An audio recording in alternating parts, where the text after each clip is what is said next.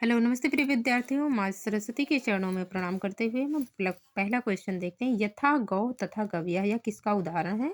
उपमान प्रमाण का उदाहरण है। कैसा? किसका उदाहरण है? उपमान प्रमाण का उदाहरण है। चतुर्वर्ग फल प्राप्ति, यह किसका है? तो यह विश्वनाथ का है, मम्मट का है। तदादोसो शब्दार्थों। और काव्य प्रकाश के अनुसार श्लेष अलंकार के कितने भेद हैं? तो श्लेष अलंकार के 8 भेद हैं। द्रक्षत, यह धातु रूप है। द्रक्षत, द्रक्ष धातु का लट लकार प्रथम पुरुष एक वचन नहीं है। पस्य धातु का लिट लकार पस्य को द्रक्ष आदेश होता है, तो यह भी गलत है। दृश धातु का लिट लकार का प्रथम पुरुष एक वचन है, जैसा कि द्रक्षति, द्रक्षता, द्रक्षन्ति, ऐसा रूप चलता है। द्रक्ष धातु का लोट लकार में नहीं होता है, लोट लकार में चलता है पश्यतु, पश्यताम। पश्यन्तु, याच में सानस प्रत्यय होने पर क्या बनता है? तो याच में सानस प्रत्यय जोड़ेंगे तो याचमाना, याचमाना, याचमानम, ऐसा रूप चलेगा। कुंती में ढक प्रत्यय के योग से रूप बनता है कौन्तेय।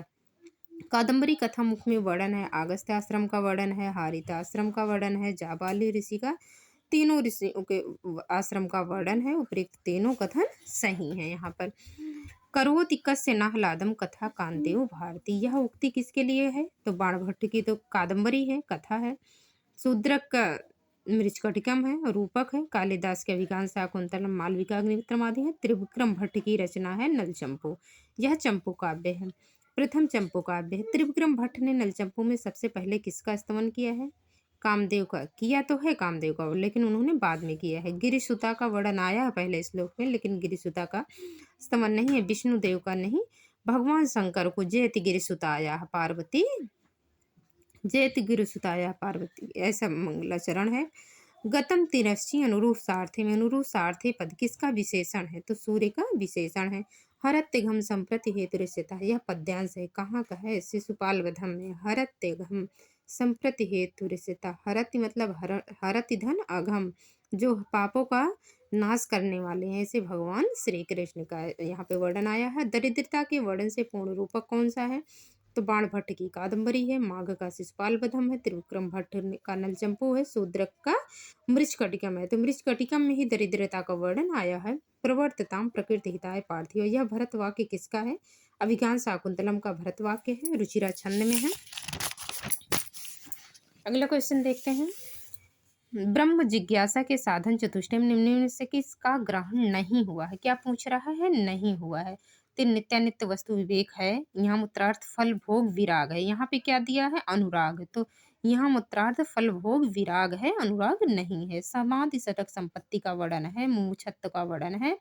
तो ब्रह्म जिज्ञासा के जो साधन चतुष्टय हैं, चारों का वर्णन आया है, लेकिन यहाँ पे भोगानुराग जो दिया है, इसी का भोग विराग होगा तब सही होगा। तो इसलिए हमारा दूसरा नंबर का जो है बी ऑप्शन गलत है। सांख्य मत में जो प्रमाण स्वीकार नहीं किया गया है क्या है? तो सांख्य में 3 प्रमाण है। दृष्ट को ही प्रत्यक्ष प्रमाण कहते हैं, अनुमान और आप्तवचन। अर्थापत्ति को सांख्य शास्त्री नहीं मानते हैं। सांख्य किसका है? कपिल का। निम्न में से कौन सा सिद्धांत श्रीमद् भगवद गीता में नहीं कहा गया है? क्या पूछ रहा है? नहीं कहा गया है। पुनर्जन्म सिद्धांत है, आत्मा की नित्यता है, सांख्य योग सिद्धांत है, अधर्मोत्थान नहीं कहा गया है।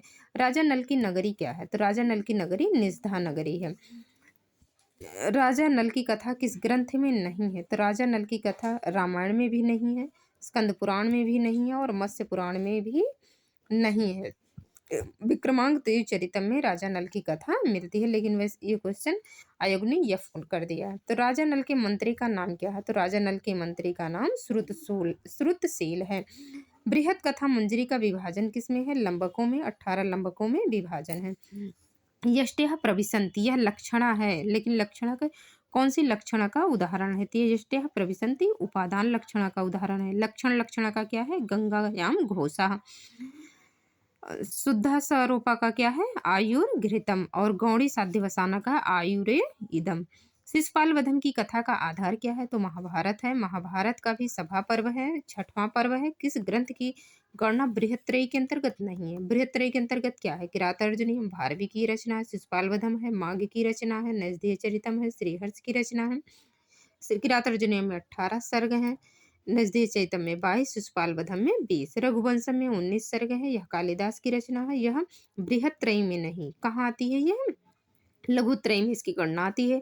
नीचे लिखे गए ग्रंथों में कौन-सा ग्रंथ काव्य शास्त्रीय नहीं है? तो ध्वन्यालोक आनंदवर्धन का है। सरस्वती कवि कंठाभरण ये भी सरस्वती कंठाभरण भी काव्य शास्त्रीय ग्रंथ है। कवि कंठाभरण भी है। कवि कर्णाभरण यह काव्य शास्त्रीय ग्रंथ नहीं है। निम्नलिखित में जो न्याय सूत्रकार के मत में नहीं है, तो न्याय सूत्रकार क्या 4 प्रमाण मानते हैं? प्रत्यक्ष, अनुमान, उपमान और शब्द। परोक्ष को नहीं मानते हैं। क्या नहीं मानते? परोक्ष को नहीं मानते। पंच तन्मात्राओं से उत्पत्ति होती है, तो पंच तन्मात्राओं से पंच महाभूतों की उत्पत्ति होती है। विस्वपा शब्द के पंचमी विभक्ति का एक वचन का रूप है विस्वपा।